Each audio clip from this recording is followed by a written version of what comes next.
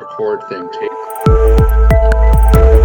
So, Kat, it is such a pleasure to welcome you today. Kat Krieger is a longtime friend, and you've got such an invaluable topic to share. And it's just one of the like you're here. Well, yes, as soon as you started to talk about the idea, it was like, well, more people need to know about this. And so, and it's something I want to learn more about. And so I'm thrilled that you can come and educate the community and I a little bit more today. So, Kat, let me hand over the mic. Awesome. Thanks so much, David. I'm going to share my screen and you can all see that? Yeah. Okay, awesome. Yeah, well, I'm glad it's a small group. I hope we can all speak and ask questions, and we'll get somewhere super cool. All right, so trauma-informed marketing. What is this new concept that now we all have to learn, right? It's like, is there possibly something new that we all need to know? But let's start with the basics. Who here knows what trauma is? Okay, yes, exactly. Since there's such a small group, I would love to hear from you, BL. What is trauma? Well, just this week, my all-time favorite client, Stu Leonard, died, and that is clearly a trauma to the family business and to my heart. And the way it's been handled has really been beautifully done. And this morning, I see that there's a tribute video, and I know where all those pictures come from. And I was part of the family for a long time, so I thought that was a pretty remarkable and quick and beautiful response to what is clearly, everybody has to keep going. That's a trauma for the business and for the family, and for it's a family-owned company. So I think that might be what you mean. Is it? It's not what I mean. I think that trauma is a very big word. I think particularly in the business world, and have very scary connotations. And the thing that I work on in terms of being trauma informed is I help companies create trauma-informed workplaces and marketplaces. And I know the gut reaction that I get a lot is, what the hell does trauma have to do with work or, my customers? And I don't know, maybe we're all, ahead of the game and don't think that. But I won't fault you if you do. So let's talk about kinds of trauma. So there's really 4 main types of trauma. I would say that acute is probably the one that people reference the most, whether it's a medical crisis or car crashes. Combat obviously is a huge one, but any one-time event, including a death, right? But we also have ancestral trauma. So that is really going through generations and generations and generations. And the nature piece, but not to forget the nurture piece of who our actual family is, what that experience was like.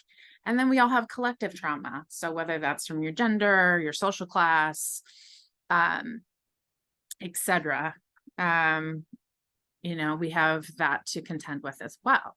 But let's talk about common types of trauma, because they're not always like as big or as major as one would think. It could be moving homes. It could be divorcing. did you know, for example, that 40% of people know someone that died during COVID? That's pretty freaking traumatic. You know, it could just be death of a family member or close friend.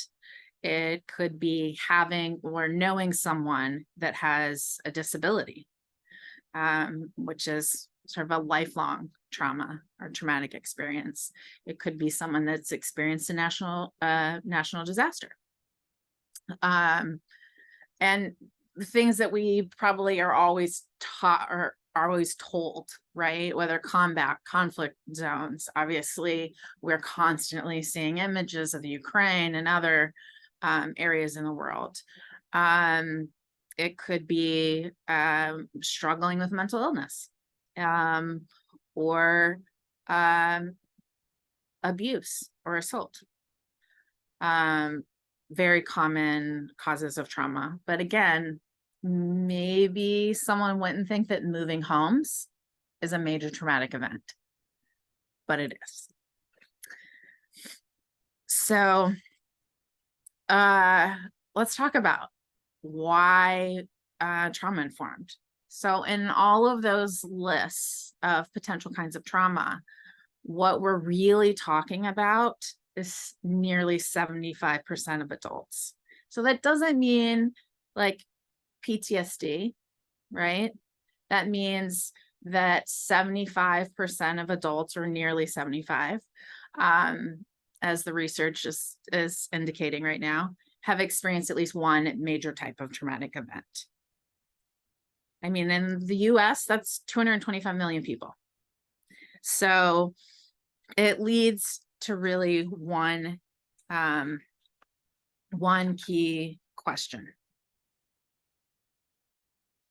Do you want to risk alienating 75% of your customers? Don't all shout at once. Well, probably not.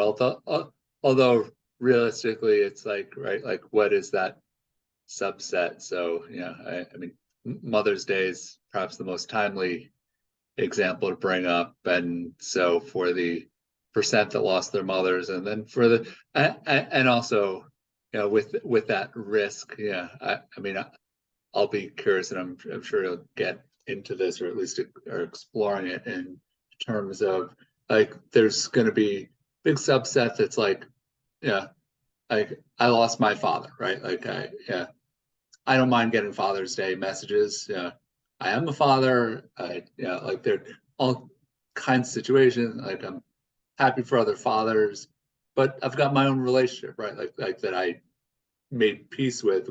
I know that's not the same for everyone, and some wounds are fresher and situations are fresher, but it's like but also if there's a business that typically gets a 5% sales lift because of like Father's Day promotions, then how do they do this in a way that like that doesn't hurt the bottom line and actually only helps it, which I think to me sounds like a huge challenge. Yeah, absolutely. I'm really glad that you're talking about Mother's and Father's Day. I'm definitely going to go over some examples of that in a minute, but I thought it might be good to also just ground us in some definitions. And I don't feel the need to read these, but it really, trauma-informed marketing really is an inclusive set of strategies and tactics that keep maybe someone's individual triggers in mind. Now, that doesn't mean that a brand needs to think about every single person's experiences and where they might be triggered. But it does mean at least attempting to create a supportive environment for people who might be triggered. It could be messages, it could be times of year, it could be images. And the way I really think about trauma-informed marketing is that it's almost that, you know, as a marketer and as a brand, there's at least some level of thought about it. Because, even like, I don't know, entertaining the idea or the impact of trauma puts you, 90% ahead of anyone else, probably more than that. And then there is a related concept that maybe isn't quite as scary, which is strengths-based marketing. So it's really easy to think about strength-based marketing in the context of traditional marketing, which in general is fear-based, right? Limited time. Got to be like your friends. You got to get this product. You better get it before we sell out. Only a few left. How often are we bombarded with marketing messages like that? So strengths-based is essentially the opposite, right? You're thinking about how your customer might feel, but it's it's a sensitive way to position your messages. All right, so let's talk about, I'm just going to mostly go through some examples now, and hopefully it prompts some discussions. And some of you might recognize both some brands and people that are featured in these examples because they might be mutual friends of ours. Okay, so let's talk about a couple of trauma-informed in-store customer experiences. And so I saw this post, how can I not screenshot it, of a store display in Sephora. And like, what do you see in the messages? Well, it's just a very subtle form of color coding there to just make it easy to share your preferences, but without drawing added attention to yourself and making you actually go through that often that minorly traumatic event of seeking customer support or trying to find an associate. But also, and then also giving you the opportunity to have that personal space when you want that instead. Yeah, absolutely. I mean, how many of us are maybe bombarded by salespeople multiple times when we're in store? Or, sometimes it's like in a restaurant of like repeatedly being asked if we're okay. And then there's the opposite of that of maybe not getting any service, right?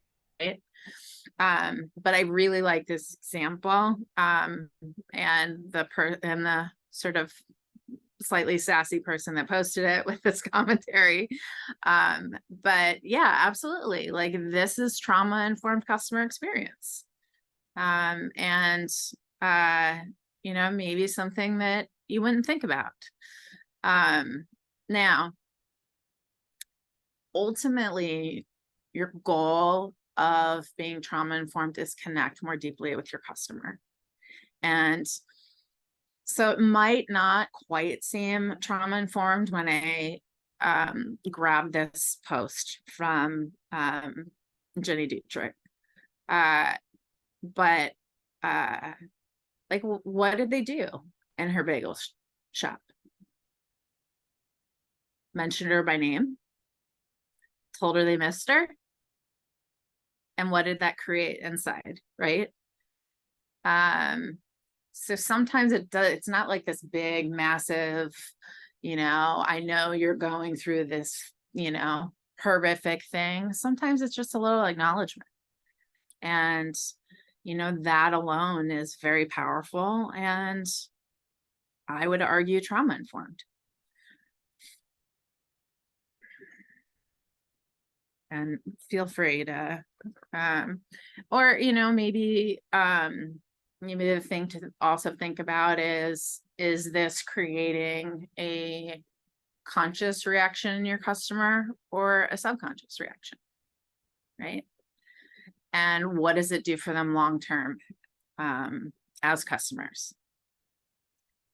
Brand loyalty, spending more money, I don't know if my local bagel store, the Bad Bagel, FYI, Bushwick, woo, sent me messages like this when I went in, or got a delivery, I'd definitely always be getting my bagels there, right? And it's, you know, it's beyond maybe how delightful they are. I would certainly shop in any store that put up a display like this at the Sephora. And this isn't universal, right? Like, I fully admit to my beauty addiction, or beauty product addiction. I've been in many Sephoras and don't think I've seen this. So it is not a standard. There's someone in that store that did this, right? So let's talk about just common trigger points during the year. So David, you really hit on this right away. Like, let's talk about, you know, maybe other common trigger points during the year that you might think of. I think Mother's and Father's Day, right on. Absolutely. And I have a full example of that coming in a minute. But are there any other maybe trigger points to the year that, you know, could, you know, trigger your customer, right? Well, I mean, the holiday season in general is just very emotional time. Absolutely. Absolutely. And yet, as a brand, how important are the holidays to your bottom line? Yeah, well, a good chunk of them are pretty seasonal. So, yeah,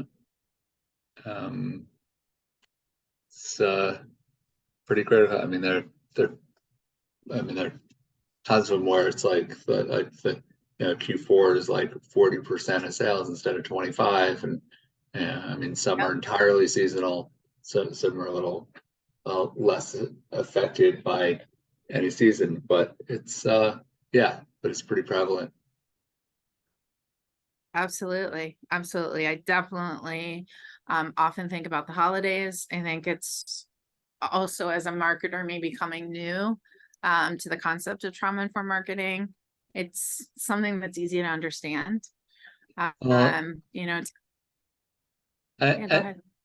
And I mean, it's so, and like, you know, I mean, Valentine's Day is in, you know, and yeah, I'm sure like that one, I think maybe people were like able to wrap their head around easier, because I feel like some of the buzz around that, and even China's Singles Day, you know, like there's just more, yeah, alternative ideas around, like so many people have hated Valentine's Day for a very long time, and so it's like less controversial to push back against that. But then also feels like during the year there are some trauma triggers that come up more in this age of social media, like I mean, like back to school season, which might have just been much more of like a personal you know, a personal rite of passage for one's family, and now it's like, if you're on Facebook, it's going to be your whole Facebook feed for weeks, because each state then has their own back to school week. And so it's like you spend a month or so and all you get are kids posing in front of their schools. And if that's, you know, and if you've been through some trauma in terms of whether it's something happening to a child or trying to conceive or all kinds of things that could trigger you. It's like that has got to be like a whole month or two where you're just like, get me off of social media. Absolutely, absolutely. And I mean, let's go back to end of year holidays. So, you know, if we think about sort of Thanksgiving, Christmas, Hanukkah, like any of the end of year holidays, like, let's maybe you know, just raise your hand. Who here has maybe a negative association with any of those? It's just me. Everyone else loves them. But I know for a fact that I am not alone. And am definitely not the only person who does not decorate for Christmas. And Christmas lights don't count. They're good all year long. But yeah, I mean, I think David, you have a good point about back to school. Certainly, you know, Mother's and Father's Day. It could be, what about things like Memorial Day? Because we all have Memorial Day sales, right? All brands have huge Memorial Day sales. But what is Memorial Day about?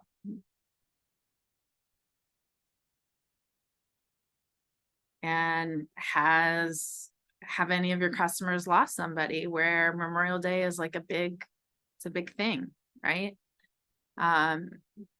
It's just something to think about. So let's go to Mother's Day. And one of my very, very, very favorite brands, Uncommon Goods, who I've had, I think I could sadly say, a love affair with for well over 15 years. And really good things are doing. And maybe things that could be improved. But that said, they're light years ahead. Light years ahead. So, and these are my own screenshots. So obviously it comes from me as a customer. 2022, I almost fell off my chair. We know this time of year can be hard. Click here to opt out. And for me, you know, maybe less so this year, but in 2022, like, having lost my mom was way fresher. And it was certainly triggered, particularly in 2021. And as 2022 came around, like, I was still pretty not great, right? And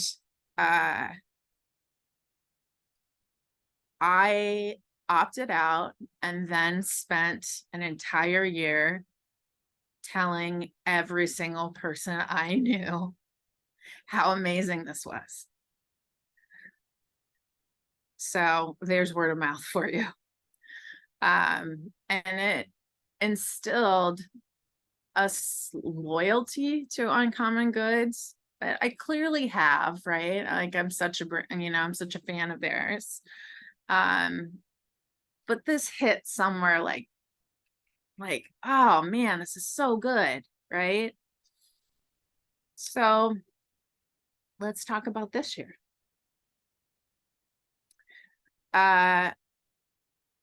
So they clearly changed their technology a little bit, because you see that instead of clicking a link, you're replying yes, right? And you do get the acknowledgement. I obviously responded a little bit late.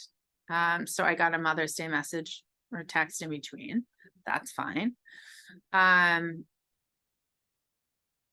But this is maybe where the data, could be better connected. Like, what's going on in their CRM? What's going on in their marketing automation? Should I have gotten a text this year if I already opted out the prior year?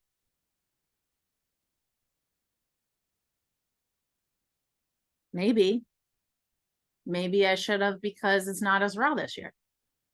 That's fair. Yeah, I mean, that is a really good question here. It's like this is then hitting someone over the head by continuing to make them update their choices, or is it just like, just respect this and move on? Like what is more respectful?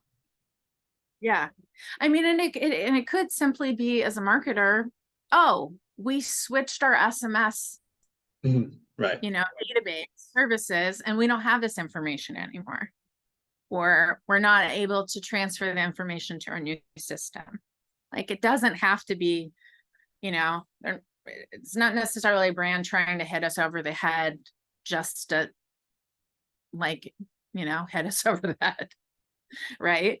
But I think there's certainly a case to be made that maybe I shouldn't have gotten another text. Right. But not only that, you see that I've opted out in 2022 and in 2023. And then what happened? Got an email that said, we know this time of year can be hard. So where's the disconnect in their data, right? Where they're not able to connect any opt-out on the text side to what's happening in their email. So a huge part of this and of what I help brands with is it all has to tie back to your data, your CRM, marketing, like all of your customer segmentation, all has to be appropriately tied together. But it gets better. And better with clear irony, because after the double opt-out via text and email, I still got a Mother's Day promotion. And, on surface level, right, for someone, you can get a Mother's Day gift at every price point. Great. And then why? Because my mom taught me the value of $1. Surface level, like, I don't really have any problems with this message, right? I see what they're doing, right? But in the context of having opted out, so I can't be the only one. As much as I'd like to believe that I am their number one customer, that's not true, right? So they're ahead of the game. They're so far ahead of the game. And I want to be very clear about acknowledging that, because I really can't think of very many brands that are doing anything close to this. But it kind of falls apart, right, when the data isn't connected. So that's really a key part of what this is, right? So,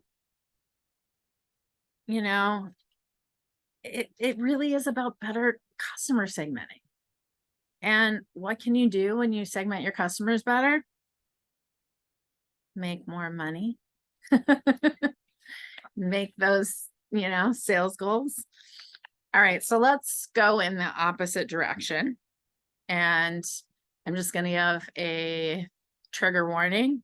Not that not what you're about to see wasn't public, but could be triggering. So just acknowledging that. Let's talk about Balenciaga. This campaign, I think, went live in October of last year. And you can't quite tell what's going on. These children are surrounded by bondage gear. So why is this a fail?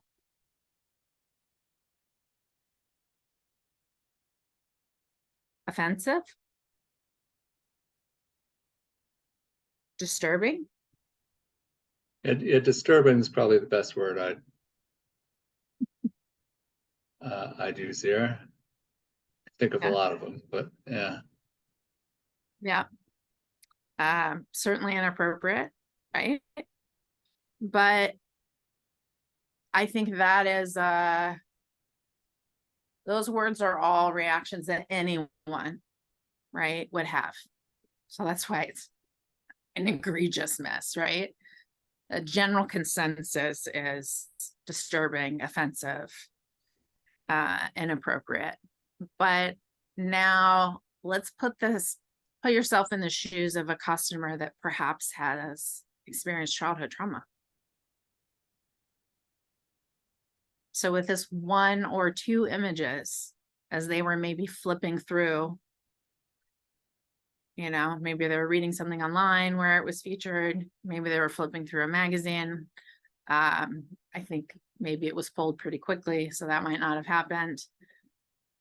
But if that customer had experienced childhood trauma, abuse, what does that then do?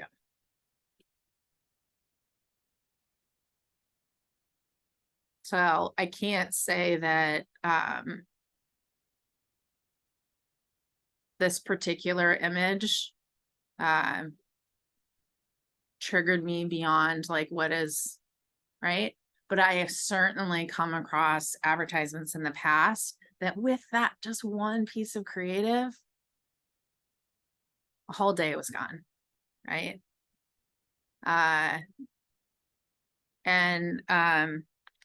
You know, maybe I should back up a little bit and talk about why I do this, where I realized that there was really a gap in the market. And for ease, I'm just gonna go to our prior slide just so we don't have to look at that anymore. So in 2019, I was suffering from severe post-traumatic stress. And what occurred to me during that time was I was not perceiving marketing and advertising and even remotely the same way. And despite the fact of where I maybe was, the marketer in me was like, I think there's an idea there. So that was really where this business came from. It comes not only from my own personal experiences with trauma, but also a lot of research in terms of happening both on the marketing side, what's happening on the research side, and really paying attention, because the study of trauma and post-traumatic stress is progressing by light years. And so there's been a lot to learn, but now I'm learning it and I can help all of you. All right. So let's switch gears to traditional marketing, or as I call fear-based marketing examples. Lots of different brands here. Converse, ending soon. ModCloth, only until midnight. Final hours. Mary Mecco. You're also getting a taste of like the emails that I receive and brands I shop from, but that's fine. And tonight. Deposit photos. Oh no, hours left to save big. And more than that, if you can see it at the bottom, don't wait until the last hour.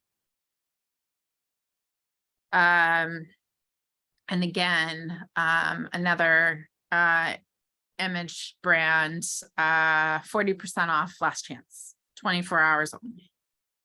Again, last chance, big letters. Anytime a piece of collateral is produced where the copy and the imagery is instilling limited time,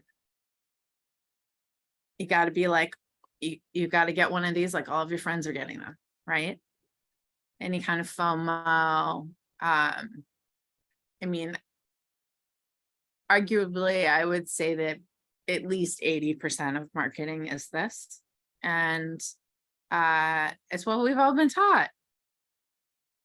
You know, what's going to get them to actually click and click buy, not just add to their cart, right? But creating these fear-based marketing can be really triggering. You know, there's a social pressure that is created, and it isn't healthy. And not only that, it's alienating. And this is in a world where, quite frankly, we're having a mental health crisis, right? Particularly in post-COVID, can we say post? Mostly post-COVID world, right? Yeah.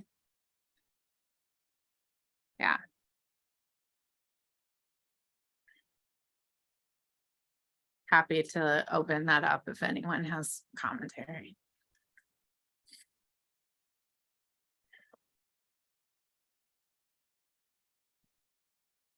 Now we can flip it and talk about strength-based marketing.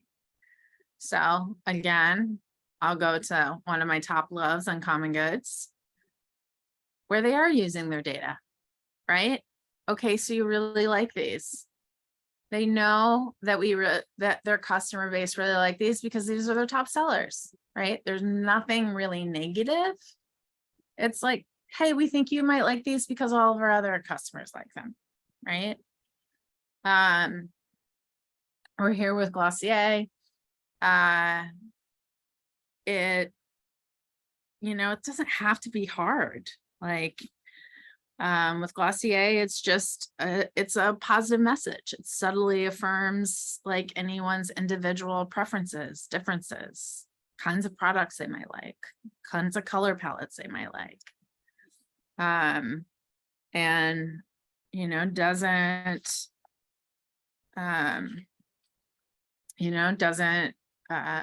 create any kind of negative interaction or feeling or pressure, peer pressure, right?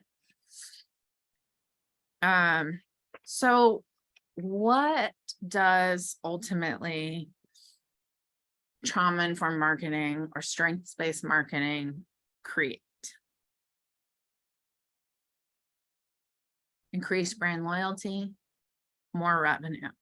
So you all might remember this big campaign that came up from Patagonia a few years ago. That seemed to be pretty counterintuitive, telling people to not buy their products. So everyone remember this? Yep. Okay. So what it did is it built trust. Not only that, you know, they were being true to the sustainability, like DNA of their brand, but, you know, that they're guaranteeing their products for a really long time. You can still go into Patagonia and get a new coat if you bring in your old one. Pretty amazing, right? And Land's End does something like that as well. But you don't always have to create an obvious message. It can be something that surface level seems counterintuitive, but when it comes to a brand like Patagonia, this was right in their brand DNA. And the result was increased brand loyalty, trust, and ultimately more revenue. And the exact same thing is true for any other brand in this space, or that are implementing these kind of strategies. Because I think as brands, where we really need to be hitting is really you can't see all my hand motions, but you're really trying to hit deep in your customer, right? But without jagged edges. You're not trying to create wounds, right? We all want more money. We all want to feel like we can trust the brands we love. And these are just a few examples of how to do it, right? So this is short, this is sweet, but I want to leave some time for some Q&A, although arguably we've probably had some pretty active discussion during this, but if anyone has any questions that perhaps weren't addressed. Hey, Jonathan. Oh, can't hear you.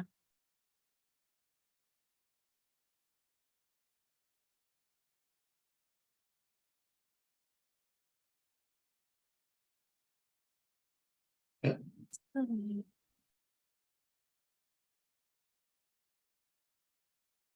And Jonathan, if you can hear us, feel free to use the chat.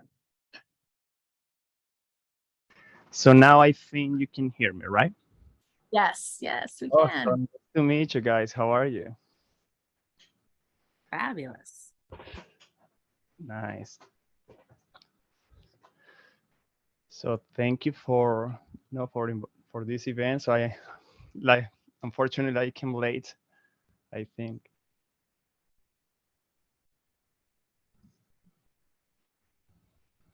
That's okay. I mean, I'm happy to answer anything.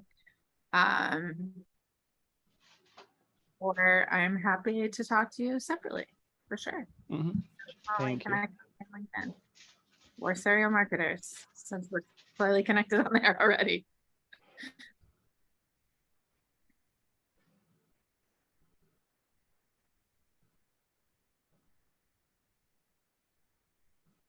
Is there anything that I've presented in here that maybe was new information? Maybe made you think about your current clients or your favorite brands? Yeah, I'd love to know. Well, I mean, one thing that I think you've shown is that like there's no limit to like the size of the brand, big or small, that can go and tap into this and do things differently with this information.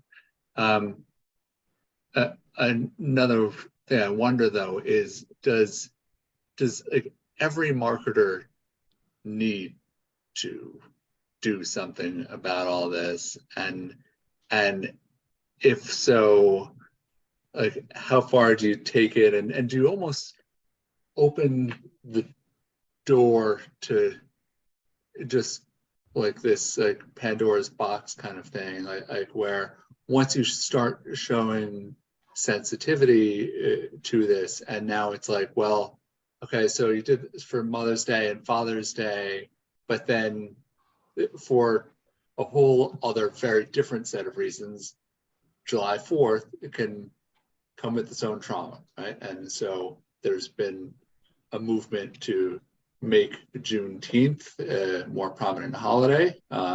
And so many, hopefully most, would call it progress.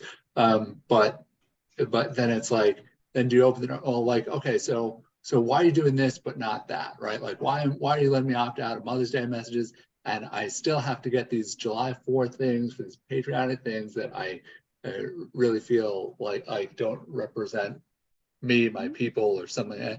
Then how do you handle that, and how far do you have to take it? So it's a few questions in one. To feel free to run with those however you want. Yeah, no, I mean, I think it's absolutely fair.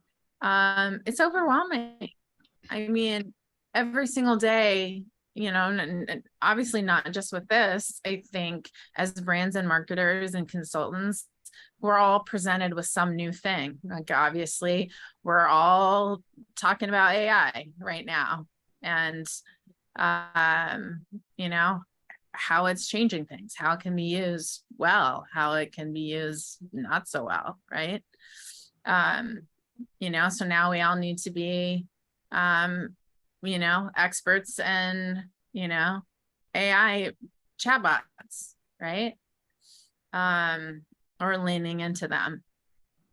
I think it can be daunting in any of these areas, but you know, for me as a trauma-informed expert in the sort of marketing arena, by no means am I a therapist or, you know, a researcher.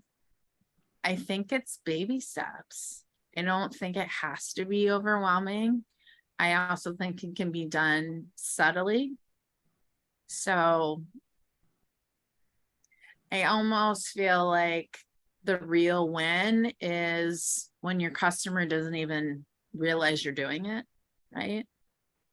It's creating a kind of loyalty that you're really wanting.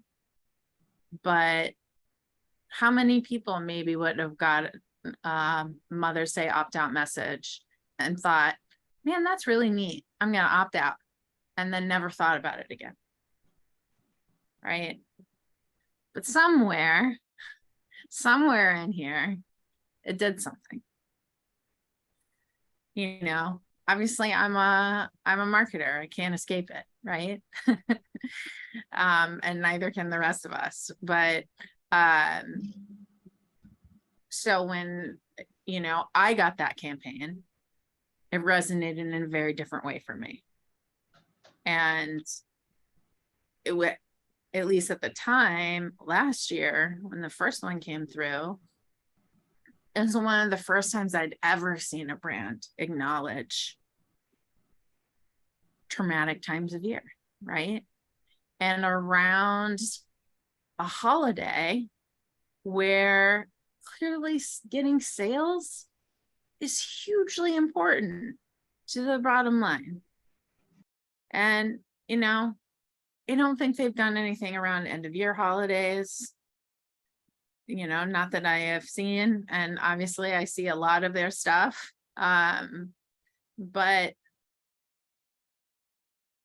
Mother's Day is definitely one of those easy ends, I think. But maybe a brand doesn't want to, isn't ready to talk about trauma, isn't ready to use that word, which is why I sort of present the strength-based marketing, right? Which really fits under that same umbrella, because trauma is so many different things, right? I mean, ultimately, you know, at the end of the day, trauma creates triggers that we don't always know why and how are there. And it also say, like, there's a whole other half of my business that I realized I couldn't do the marketing in the marketplaces without addressing workplaces. So there's a whole, I don't know, sister conversation, cousin conversation to this that's positioned for the workplace and creating trauma-informed workplaces. So that is not forgotten.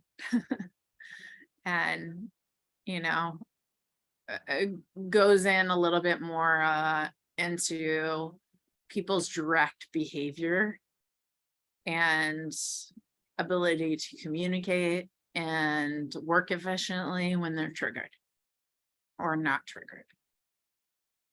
That makes sense. And that'd also be something I would be happy to come in and talk about.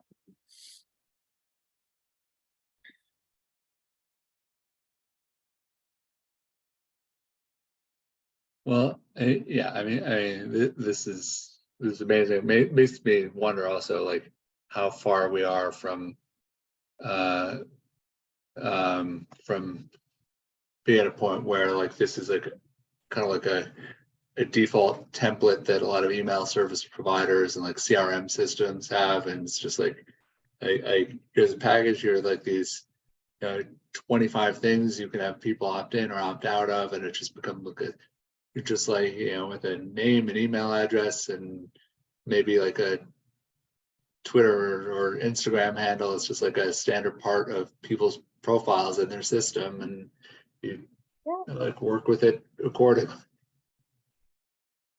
Yeah, absolutely. I mean, I think at the point this becomes default, maybe I don't have this much business. Yeah. But I think it is so critical. And I mean, just given the climate, right, of what's happening now, not only with COVID, but what's happening politically, and rights being constantly taken away, and I don't want to spend too much time there, especially since it's 1:57. But yeah, I mean, I think it's critical, and if anyone wants to learn more, or have a separate conversation, I am definitely open to that. And so with that, I will end with a thank you. And here's my email. Here's my LinkedIn. Reach out. Let's have a conversation. Maybe you have a client where, it makes sense to bring me in on a project. I'd love that. But with that, again, I will say thank you. And I hope this was helpful. Oh, it's so helpful, Kat. Thank you. Can't wait to share this more with the community, and I appreciate you taking the time. Awesome.